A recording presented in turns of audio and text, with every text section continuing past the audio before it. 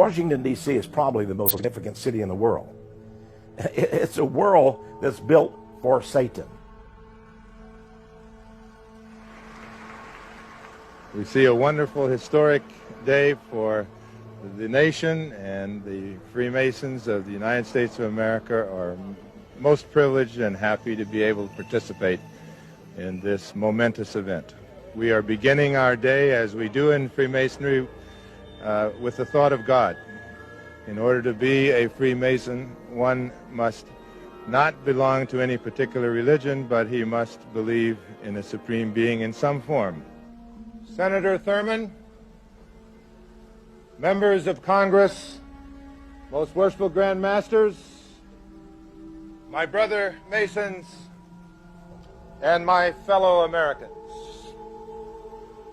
Today is a most sacred and special occasion for all of us. 200 years ago, beneath this hallowed sanctuary, the Capitol cornerstone was laid by President and then Grand Master of Freemasons, George Washington. The inauguration of George Washington had taken place on April 30th of that year.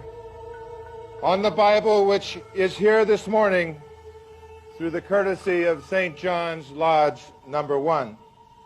This is the same Bible upon which Presidents Clinton, Bush, Carter, and George Washington were inaugurated president. The story of how Washington, D.C. came to be is very interesting. Washington, D.C. was originally farmland. This was chosen, of course, by Jefferson and Washington and others to be the site of the new capital of the United States. But Thomas Jefferson knew that this great city needed a full-time architect. He would be the one who watched over it, but he obtained the services of a man from France, a Freemason named Pierre Lafont. Pierre Lafont was a man who knew the Masonic occult world. He knew what he was designated to do. He sought to build a city which was shaped in the form of a pentagram. The first time I heard that, you know what I did? I went on Google Earth. Because I don't just believe everything I hear. I went on Google Earth. I didn't even look at a map. I looked at Google Earth and just zoomed in with a satellite image on that, and I said, there it is. I mean, you'd have to be blind not to see it. I was thinking like, okay, how am I going to find it? And there was just, it's right there. You can't miss it.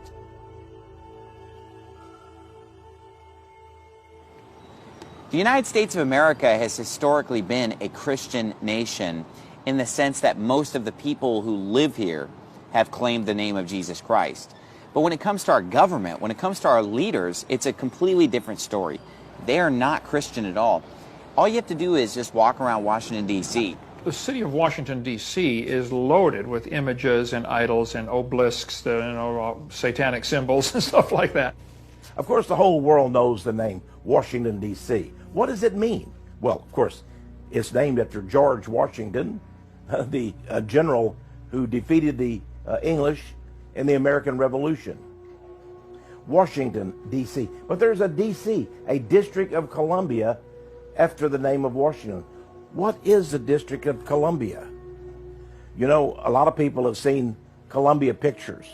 They see the logo when the woman comes out, and the beautiful woman, and she's holding a great flame in her hand, or a great light, the great torch, the torch of knowledge, of light, because Satan comes as an angel of light. That's his light. She's his goddess, and she's holding up that light. But why would the District of Columbus be called that? Why not the District of Christ? You know, Yeah, it's the District of Columbia, a false goddess. There you go, a false it's goddess. It's just a totally pagan place. Everywhere you turn is paganism. That's right. Then go to the individual state capitals, and you'll find the same idolatry. I remember as a child touring the state capital in Sacramento, California, and seeing the seal of the great state of California, which is Athena. And here's a statue of Athena. And here's another statue of Athena. And look at the capitals of the states themselves. In fact, even the symbol of our nation is a graven image. Because the Statue of Liberty is a graven image by anybody's definition. It is a carved image of man. Now you say, well, it's a woman. But here's the thing. It's a man that's dressed up as a woman. I'm not kidding. You think I'm kidding, but I'm not. See, Lady Liberty is actually patterned after the Greek god Prometheus. That god right there is the light bearer. Or Lucifer, even. The one who brings the light, who is the one who supposedly among the gods brought down knowledge, right? How, like, sort of like the knowledge of good and evil, perhaps. Like, hey, eat of that tree and you'll be like gods. He, Prometheus, was the one who did that. And that is a replica of Prometheus. They're all idols of Satan. That's what we have in Washington, D.C. They're beautiful. Oh, yes, they're beautiful. They're lovely. They're made of stone.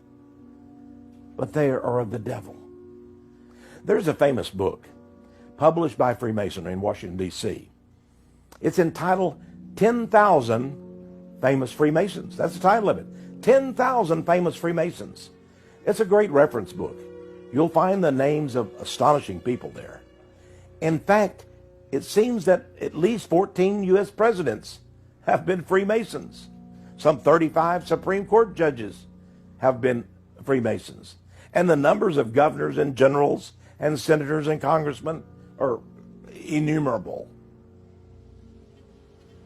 Laying the cornerstones of buildings which serve mankind is one of the world's most ancient customs. The cornerstones of the present